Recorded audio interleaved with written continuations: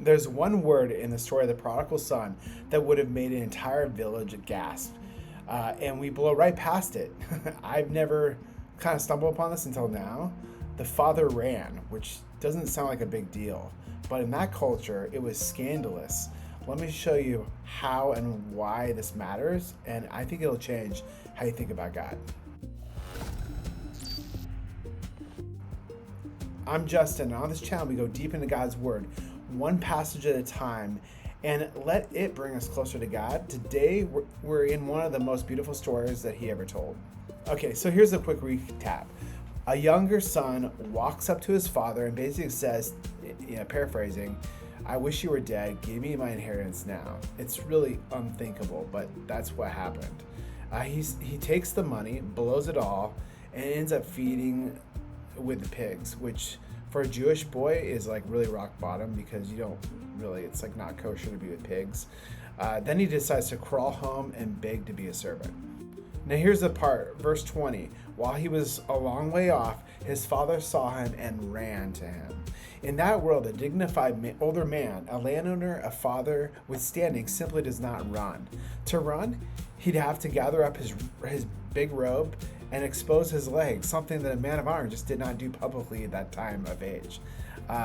Men of standing didn't run. They walked, and they walked slowly with dignity. And a son coming home after all that he could expect the village to meet him with a cold shoulder and shame at the edge of town, but his father did not, which is amazing. So watch what his father does. He sees the boy a long way off, meaning that he was watching every day, scanning the horizon, and the second he spots him, he does the unthinkable. He gathers up his robe, he runs publicly in front of the whole town straight to his son who broke his heart. Why? So he could teach the rest of us that his son was first. Before anyone else could get to him, the father takes the shame on himself. Every stare that should have landed on the guilty son lands instead on his running father. It's not just a nice dad. That's a picture of God. Jesus is telling us this is what the Father is like. He's not standing at the door with his arms crossed, waiting for you to grovel your way back to prove that you've earned it back. He takes on the shame that was yours, and he gets to you first. And that is the message of the cross, isn't it? God running towards us, taking the shame that belonged to us, so we could be met with the robe and the ring instead of a big lecture. So here's what it does for me. So many of us are the son a long way off. We might have a walk with God at one point, or turned away, or we're in sin.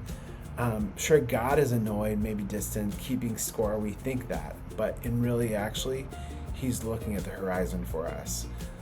So this is what I'm processing this week, and I hope you consider it. Come to God without performance. No cleaning yourself up first, or just trying to get things together. Just turn, let Him meet you where you're at.